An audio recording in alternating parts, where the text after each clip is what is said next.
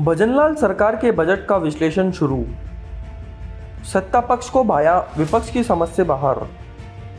जनता भी मान रही अच्छा, लेकिन कंफ्यूजन भी।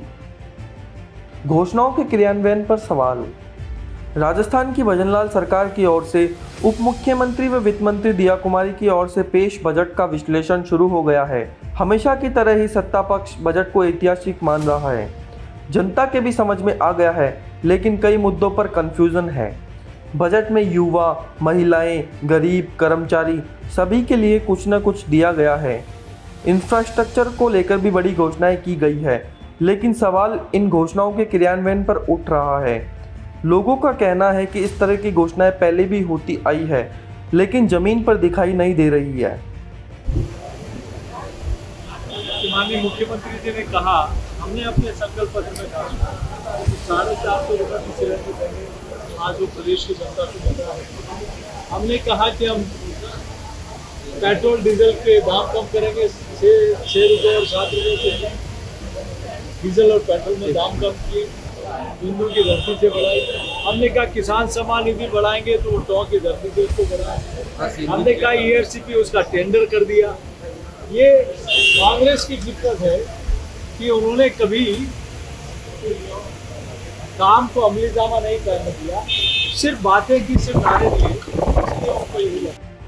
कई घोषणाएं पुरानी बताई गई, जिनका क्रियान्वयन नहीं हुआ, इसलिए कंफ्यूजन की स्थिति। विपक्ष ने अपनी योजनाओं के मुद्दे उठाए, बजट को बताया भ्रामक। इस बजट में कई घोषणाएं पुरानी हैं, जिनका क्रियान्वयन पहले भी नहीं हुआ। यही वजह है कि लोग असमंजस में हैं। स्पोर्ट्स यूनिवर्सिटी की घोषणा पहले भी हुई थी, लेकिन उसका क्रियान्वयन नहीं हो सका। भर्तियां पहले भी निकाली गई, लेकिन पूरी नहीं हो सकी। इलेक्ट्रिक बसें खरीदने की घोषणाएं पहले भी हुई, रोडवेज एक भी इलेक्ट्रिक बसें नहीं खरीद सका। निजी इंडस्ट्रियल एरिया विकसित करने की घोषणा पहले भी थी और इस बजट में भी शामिल है। इसका असर क्या होगा, ये सबके सामने है।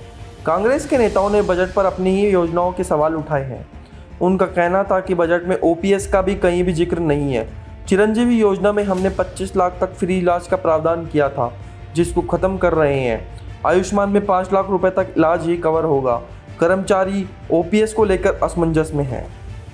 किलों की और महलों की बातें होती रही, खेती की, किसान की, गरीब की, नौजवान की, दलित की, पिछड़े की और मातृशक्ति की कहीं कोई बात नहीं हो रही थी। इनके 12 महीने तो समझ में ही नहीं आएगा कि बजट आया क्या है। धरातल पे उतरने का कोई मतलब नहीं है इसका, केवल आंकड़ों का और शब्दों का मायाजाल है। क्योंकि केंद्र का बजट आया नहीं, इसलिए इनके पास में कुछ बोलने के लिए, देने के लिए बजट में कुछ था नहीं। आप देखिए इस बजट के अंदर एक कंपटीशन था कि कितने बार मुख्यमंत्री भजनलाल जी का नाम आएगा और कितने बार प्रधानमंत्री नरेंद्र मोदी जी का नाम आएगा। इसके अलावा कुछ भी नहीं था। आज तक के इतिहास में हमने कभी नहीं देखा कि मुख्यमंत्री लिखने के बाद जो मुख्यमंत्री होता है वही मुख्यमंत्री होता है, उसके आगे नाम लिखने की आवश्यकता पड़ती। ये डाउट क्यों हो रहा है कि मुख्यमंत्री भजनलाल जी है कि नहीं है? मेरे ये समझ से परे है। बजट की गरिमा को तार-तार किया है इन्होंने। मैं समझता हूँ कि इन्होंने 4 लाख नौजवानों को, युवाओं को नौकरी देने की बात की है और इस साल में 1 लाख की बात की। अब तक तो जो हमारे समय में, कांग्रेस के समय में, सरकार के समय में जो भर्तियां निकल करके वित्तीय स्वीकृति हो गई, परीक्षा हो गई, परिणाम हो गई, वो ही नहीं दे पाए। तो ये कब तो किस विभाग में 1 लाख नौकरी निकालेंगे और इन 6 महीने में कैसे, बाकी के बचे हुए 6 महीने में ये कैसे कर पाएंगे? 8-9 महीने मान लीजिए आप।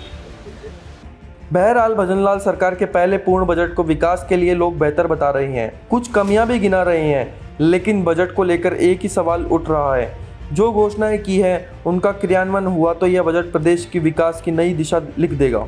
खासखबर.com के लिए सैयद हबीब की रिपोर्ट।